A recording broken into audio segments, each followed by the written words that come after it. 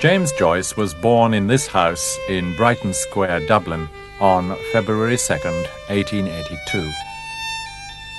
Brighton Square, actually a triangle, is in the suburb of Rathgar to the south of the city. At that time it was a fashionable place to live. James was the first child of what was to be a family of 10 children. Family life in the early years was comfortable. The father owned some other property and had a secure job in the office of collector of taxes. They had servants. John Joyce came from Cork. He had a quick wit and was generally reckoned to be a good fellow and quite a character among his peers. He drank and spent a lot, but so did lots of his friends. Joyce was to mock his father, but at the same time he admired his colourful language and followed in his taste for music, his love of words and anecdote, his talent for mimicry, and his comic understanding of human nature. He also learned to drink and spend like his father. The mother, May, was 10 years younger than her husband. She was gentle and pretty, and James was to have a powerful emotional relationship with her. She was strongly Catholic in her religious beliefs, and in his youth he always turned to her for support and encouragement. In 1884 the Joyce family moved to Bray, 10 miles south of Dublin.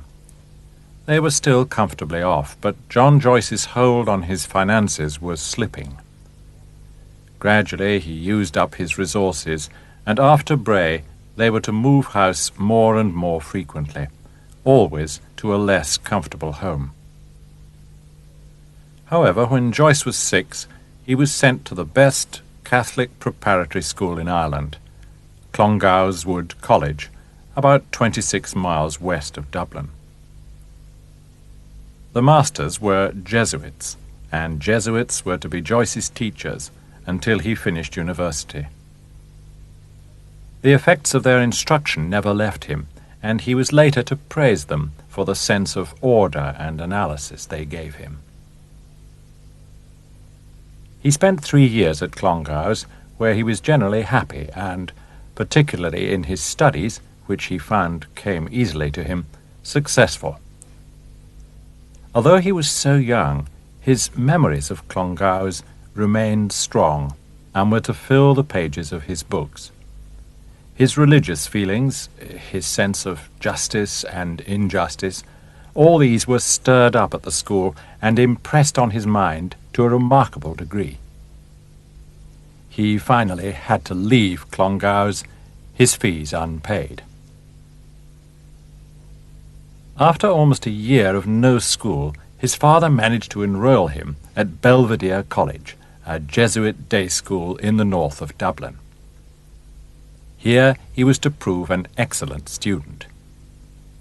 Here he triumphed in English composition, learned French, Italian, Latin, and mathematics, and once more, of course, came under the sway of the Jesuits. At Belvedere he was very religious, almost pious, but as he matured and found his own beliefs and ideas veering away from those of his tutors and most of his fellows, he was less successful in his work. During his time here, of course, he got to know intimately the streets of the city, with their remarkable decaying Georgian facades. The family lived for a time here in North Richmond Street, not far from the school. The house is now rather badly modernized.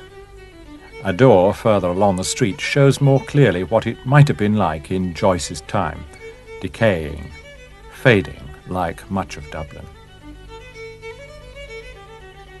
In autumn 1898, he enrolled as a student at University College, at that time a couple of buildings on St. Stephen's Green. While there, Joyce rebelled. He missed or was late for lectures. He did not think highly of the lecturers, but he read a great deal and became interested in drama, particularly in the drama of Ibsen, whose work so fascinated him that he learned Norwegian in order to be able to write to Ibsen. In 1900, he sent an article to the Fortnightly Review, which published it in their April number, and paid him 12 guineas, a princely sum. Ibsen sent a message of appreciation of his article. It was Joyce's first appearance in print, a happening he was to find very difficult to repeat over the ensuing years. He went to London with his father on the money from his Ibsen article. They saw Eleanora Duse in the theatre, and Joyce went to see William Archer, Ibsen's translator. The London trip and his increasing knowledge of European literature made him feel more European than Irish, and this cut him off from his various friends at the university.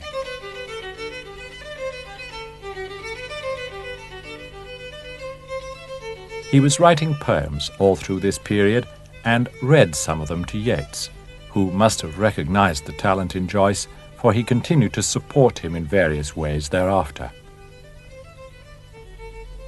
He graduated in 1902 and decided to study medicine. There was no money to pay his fees. With the vague idea of supporting himself by writing, he decided to leave Dublin for Paris to study there. He stayed only long enough to attend a few classes at the School of Medicine before writing home to ask for money to pay for his return fare. He tasted the brothels of Paris before he left, though it appears he was experienced enough in sexual matters from an early age in Dublin. He returned to the city again just before Christmas. He met at this time Oliver St. John Gogarty, a student at Oxford. Gogarty was an attractive character for Joyce, studying medicine and attempting a literary career, just as Joyce was. However, Gogarty, although witty, talented, blasphemous, and obscene, was also rich, which made it easier for him.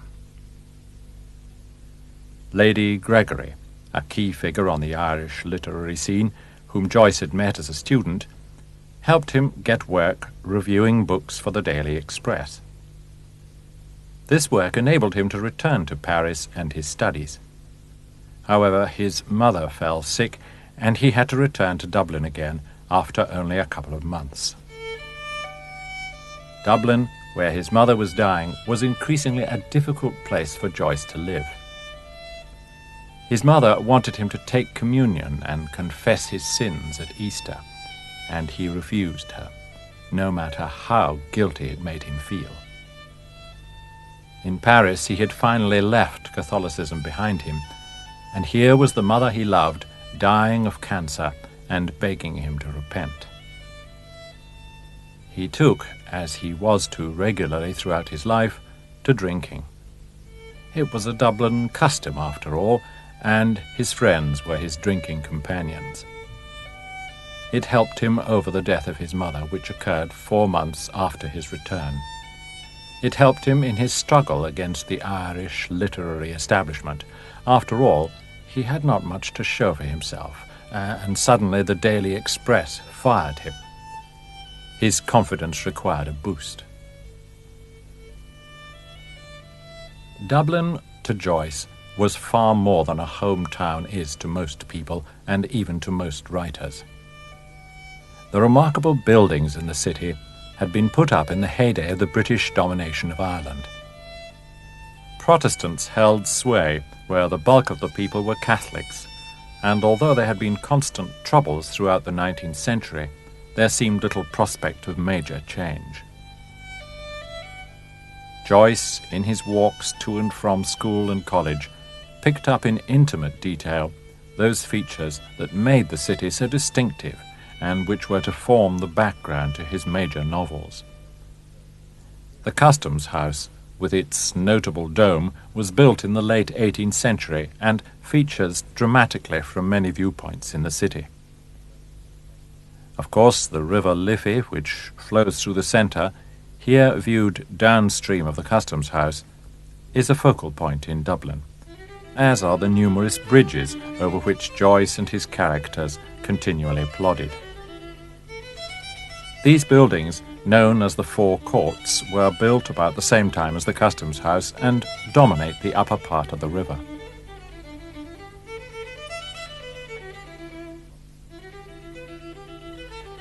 Trinity College, a university until recently considered to be a Protestant stronghold, was founded by Queen Elizabeth I, and with its extensive grounds sits right in the heart of the city, south of the river.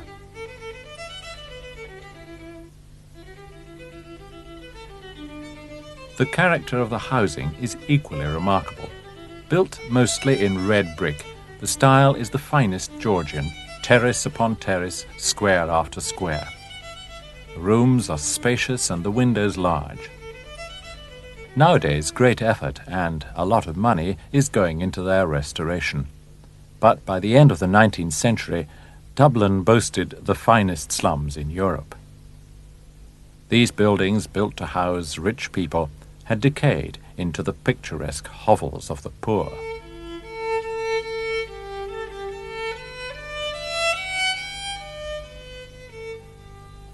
One gets the feeling from Joyce's writing that every brick and stone of the city echoed in his mind. A remarkable collection of photographs from this turn-of-the-century period gives us an idea of the rougher parts of the city, which Joyce certainly knew.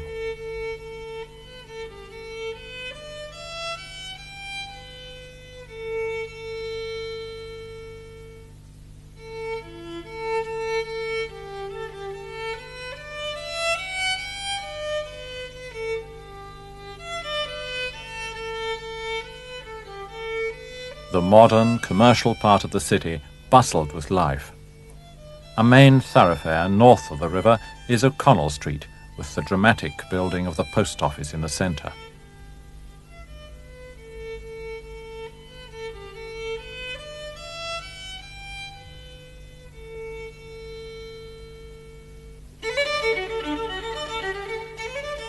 This is the Dublin with which Joyce was forever to escape from, to look back on with distaste. The place he could leave, but the people, their eccentricities, their incredible warmth and wit, their absurdities, their religion and politics, all these haunted him for the rest of his life. By 1904, when he began to write in earnest, he was only 21, but his memory was already packed full with the millions of images which had so impacted upon him from his earliest days.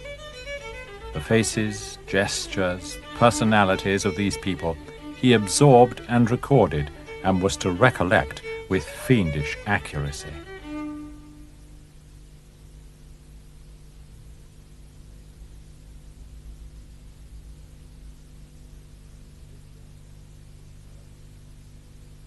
This young man, with his arrogant stance and sharp eyes, and his suggestion of promise as yet unfulfilled, seemed suddenly to spring to life in 1904. Having had an autobiographical story called A Portrait of the Artist turned down by the editors of a new magazine, he began to write Stephen Hero on February the 2nd. He worked hard at it, and by midsummer had produced a large volume.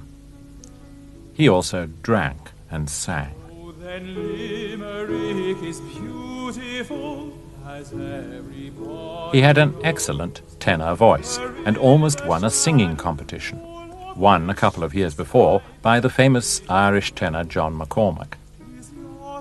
Joyce performed in concerts and even considered singing as a career.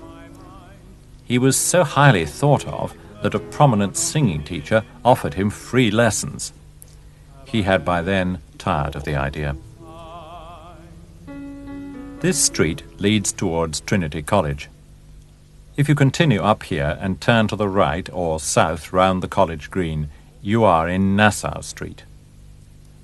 Walking there on June 10th, 1904, Joyce saw a tall, good-looking young woman with auburn hair and a proud stride. This was Nora Barnacle. He spoke to her, and she allowed a conversation to develop. She was employed at Finn's Hotel. The name is only just visible nowadays, further down the road. It was a kind of rooming house, not very smart. But when he knew where she lived, he didn't let go. Their relationship developed. Nora Barnacle was born in Galway City. She was simple in the way that the unsophisticated life of a provincial town is simple. She had no intellectual pretensions, no understanding of literature. But though she often mocked him, she was to stick by him. With her rather comic name of Barnacle, Joyce's father is reported to have said when he heard of her, "She'll never leave him." As Nora was to be the love of his life, and the day they went walking together for the first time, June 16th, was to become Bloomsday in Ulysses, this was a significant time for Joyce. Nora brought him much that he needed in a wife: faithfulness, tenderness, wit. She was both innocent and earthy, and although she was not an intellectual companion, she had enough strength and dominance to compensate. He was determined to go abroad again, but could not decide about taking Nora. He continually moved house over the summer, and finally ended up on September 9th in the Martello Tower at Sandy Cove, today a Joyce Museum. The tower was rented by Oliver St. Gogarty. The two poets, as they saw themselves, were not destined to remain long in harmony together. A third man, called Chevenix's Trench, shared with them, and had a nightmare, imagining himself to be attacked by a panther. Gogarty fired a pistol at some pots and pans above Joyce's head to dispatch the panther. The pans all fell on the terrified Joyce, who considered it was a sign of dismissal, and in a grand gesture got dressed and left there and then. He had to walk all the way back in the dark to the city. Within a day, Nora had consented to leave with him, and they made a most unlikely journey through London and Paris again, where he had to borrow money from an old friend, to Zurich, where they arrived on October 11th. There he had been promised a job teaching English at the Berlitz School. Unfortunately, the director of the school knew nothing about him, and had no vacant place in Zurich. It was a desperate moment. Somehow, buoyed up perhaps by Nora, he managed to write there the 11th chapter of Stephen Hero, while another job was found for him in Trieste. They arrived in Trieste on October 20th, and immediately Joyce got involved with 3 drunken English sailors. They were arrested, and Joyce taken along to the police station to interpret for them. Upon arrival at the station, the police, just for good measure, put Joyce in jail too. A very unhelpful British consul finally got him out. Of course, it turned out that in Trieste there was no job for him in the Berlitz School after all. It was another calamity. He sought private pupils and borrowed money where he could. He was very good at doing that. Finally, the day was saved by a man who was setting up a new English school at Pola, about 150 miles to the south of Trieste. He agreed to take Joyce, and they went to Pola for a few months. By March of the following year, they were back in Trieste at the Berlitz School. Nora was pregnant. Joyce liked Trieste. It was a dramatic city with a busy port and fine buildings. Joyce particularly liked the Cathedral of San Giusto, and, situated up on a nearby hillside, the beautiful castle of Miramar. Of course, with his remarkable gift for languages, he was soon completely fluent in the local dialect. For 10 years he and Nora lived in Trieste, and here he developed the desperate pattern of life which seemed to be the only one open to him, given the example of his father. He drank heavily. He was always in debt and constantly borrowing money. He tried to cope with Nora, who didn't take to life away from Ireland and was slow to learn Italian. He wrote. Giorgio was born in July 1905.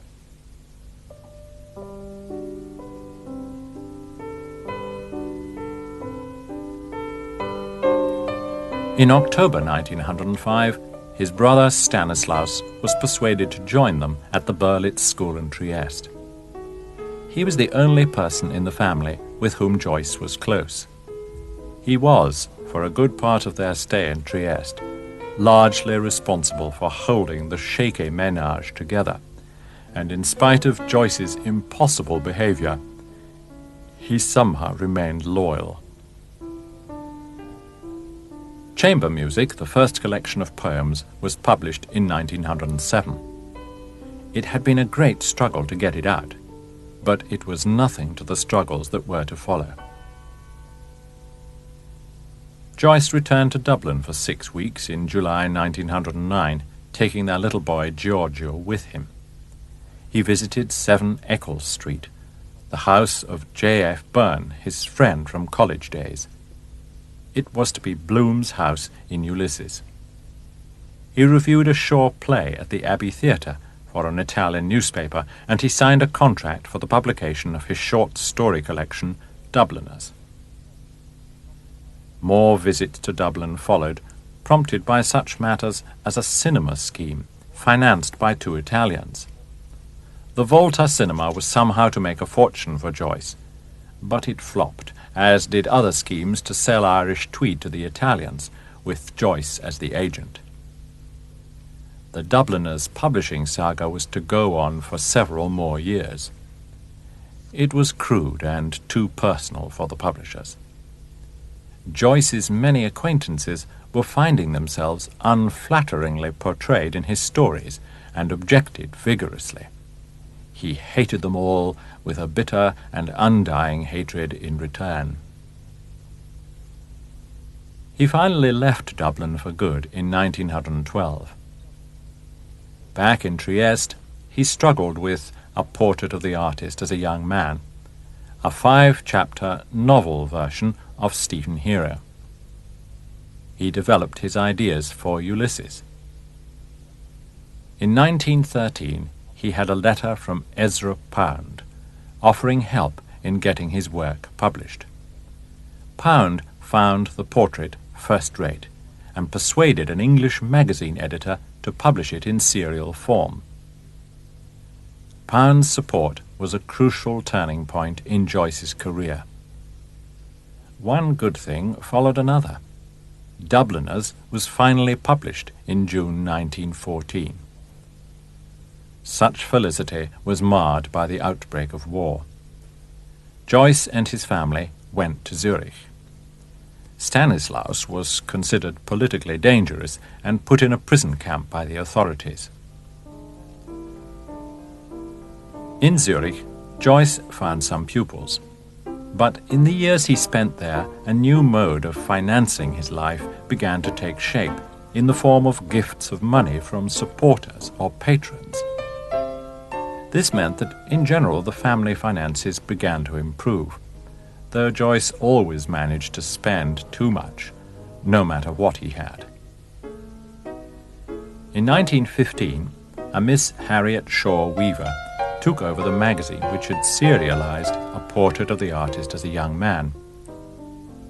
She decided to publish the whole book herself, as others would not. She also began anonymously to support Joyce, and eventually acknowledged the help she was to continue giving him for many years to come. Joyce was immensely grateful to her, and they conducted a massive correspondence. In Zurich, as his financial straits eased, work proceeded on Ulysses. For some time in this house in Universitätsstraße, though not for long, for, as was his habit, he moved house a lot. A further trouble beset him. He had long had poor eyesight, and occasional attacks of glaucoma and other diseases of the retina. In Zurich, these attacks increased in frequency. They gave him great pain, reduced his sight, and for the rest of his life meant a series of operations and general deterioration in his eyesight.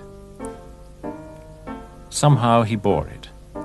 His life in Zurich was punctuated by the usual series of quarrels and upsets with the many friends he made. He charmed them with his wit and his songs, and even his dancing when he was drunk.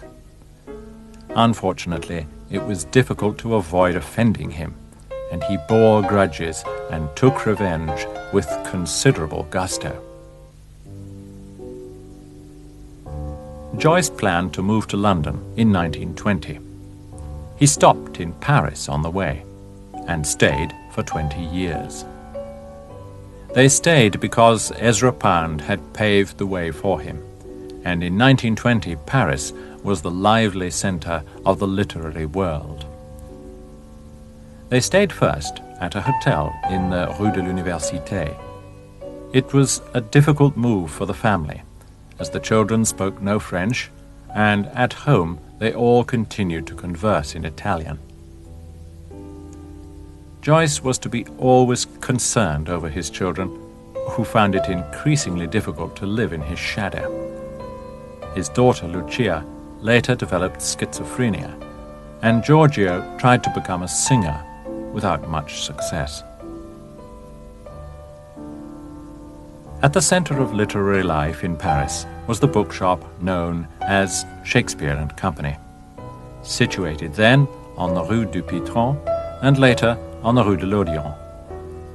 It was run by an American, Sylvia Beach, the daughter of a Presbyterian minister in Princeton. She took to Joyce, and he to her, and she was to be of great importance in the publishing and selling of his work. Through her, he met all the important writers of his day, from T.S. Eliot to Hemingway and Scott Fitzgerald. He was later to treat even Sylvia Beach with mistrust and complaint. Ulysses moved on apace in Paris. It had already been part published in serial form in a New York magazine called The Little Review. It eventually came to the notice of the secretary of the New York Society for the Prevention of Vice. He lodged a complaint about Ulysses in 1920.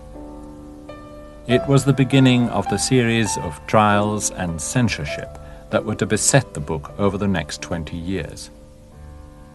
These difficulties added, of course, to Joyce's fame, if they hindered the financial gains he might otherwise have made had the book been published freely. In 1922, Ulysses was published on a subscription basis by Miss Beach. Reaction to Ulysses was swift and fulsome. There were friends and critics who commended it as a work of genius, changing the face of modern literature. Others found it obscene and blasphemous and held it up to scorn. With Ulysses out in 1922, he began work the following year on his final great work, Finnegans Wake. It was not finished until 1938 and published by Faber in 1939. While the intervening years were financially more stable and Joyce's literary reputation soared, his complicated daily life roared on. He did not become an easier friend to have, though he continued to attract people. His children stumbled through their lives. Lucia finally went mad, with Joyce going to enormous lengths to help her. Joyce and Nora were finally married in 1931. It seems he was interested in his son and grandson bearing his name legitimately. The publication of Finnegans Wake was the end of his writing career. In the Second World War, the family took refuge in Switzerland once more, and it was in Zurich that Joyce died of a perforated ulcer on January 13th, 1941. James Joyce dramatically exiled himself from his homeland and fought to escape from his religious background and much else besides that was narrow, provincial, and Irish, as he saw it. Yet his work is basically an incredible recreation of that very Dublin world in which he lived for the first 21 years of his life. It is also, in its way, a recreation and unravelling of all our lives, and in consequence a unique contribution to world literature.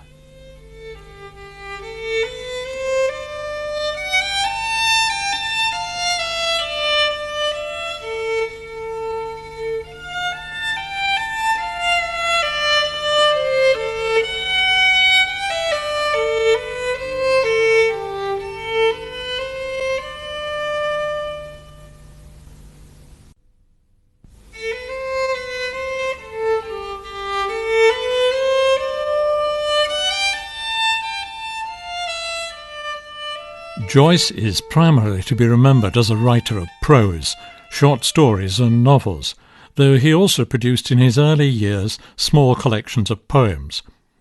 He wrote one play. Because of the rather obtuse way he wrote and the often confusing subject matter, his work has never been and may never become popular. Joyce might be saddened by this because he obviously wrote to entertain. However, the influence his work has had on later writers is quite astonishing. Poems. Chamber Music, 1907. Anything written by so remarkable a writer as Joyce is interesting. However, the poems here are in no way crude or deliberately provocative, but are simply poetic in the best sense, a writer finding his feet. Poems, penny each, 1927. This collection of poems written over a long period again shows the gentler, sensitive side of Joyce's writing. Collected Poems, 1936. Play. Exiles, 1918. Joyce was an avid supporter of the Norwegian playwright Henrik Ibsen. His play Exiles, given its first performance in England in 1926, it was previously performed in Munich, is about two intelligent friends who love the same woman. It was received by the critics with derision, and he wrote no more plays. It is still performed today, however, and is now well regarded. Short Stories. Dubliners, 1914. In this collection, Joyce writes in a relatively conventional style on the subjects that were to become central to his novels. Novels. A Portrait of the Artist as a Young Man, 1916. As its name suggests, this is a fledgling book. However, it's likely that any sensitive youngster reading it today will be moved. It's not hard to see this as the birth pangs of what was to come. The hero, Stephen Dedalus, appears in his next book. Ulysses, 1922. This might be considered Joyce's greatest work, because in it he opens up so many avenues to the understanding of the human condition, and there is enough narrative and continuity and character in it, along with the enormous varieties of tone and expression, to make it graspable by an open-hearted and determined reader. It all takes place in one day. Finnegans Wake, 1939. It was inevitable that once embarked on the route he had found, that Joyce's vast next and final work would take us into realms of human experience and understanding unconsidered or even suspected by most people. You have to have guts to cope with the welter of illusion, puns, distortions, fun, sorrow, and almost overwhelming confusion which makes up this astonishing family story. For in essence, that is what it is. Stephen Hero, 1904-6, published posthumously. Every word that Joyce wrote seems to count for Joyce supporters, so this novel, an early version of a portrait of the artist as a young man, was published after his death. The essence of Joyce lies in the short story collection Dubliners and the novel Ulysses. If you haven't read these works, you can hardly be said to have considered the fiction of the 20th century. In any case, Dubliners is an excellent read in the ordinary sense, and Ulysses, well, it's long and a bit unconventional, but if you let yourself go, it's hilarious and rewarding, and afterwards you will never be quite the same again.